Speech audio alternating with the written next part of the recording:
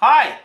Payroll is something I've covered, and I've covered it well, and I've covered it often. But I thought I'd do an updated video on payroll. A couple of videos, actually. One on the summary method for how to enter it, and one on the detailed method. Now, why do I cover payroll so much? Because so often people get it wrong. The classic mistake bookkeepers make is they take the total net payroll and they book it to payroll expense, and they take the tax payment that comes out of your account and they book it to payroll taxes, the expense account on the book. And that's wrong. Why is it wrong? Because it's not right. Why isn't it right? Because it doesn't take gross wages into account, which is kind of important, right? The net payroll is what I paid you after taking taxes out. But that's not my real expense. My real expense is the gross amount that I paid you.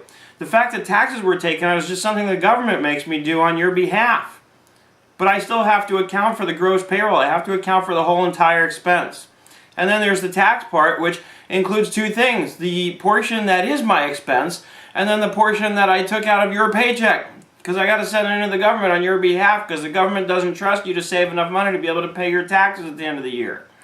So, payroll has to be entered correctly. And there's two ways you can do it. You can do the detailed method or the summary method. The detailed method says I want to enter every single paycheck and still somehow show just the one lump sum net payroll payment that comes out of my account. The summary method says I'm just going to enter it in lump sum fashion, but I still have to show gross, take out the liabilities to come to the net, and then show the tax payment in the proper fashion. So, we're going to give you two methods of entering payroll in this video series.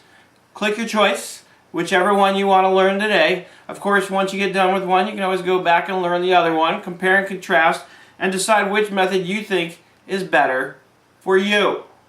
As always, I hope you're having an absolutely fantastic day, and I look forward to seeing you on the web.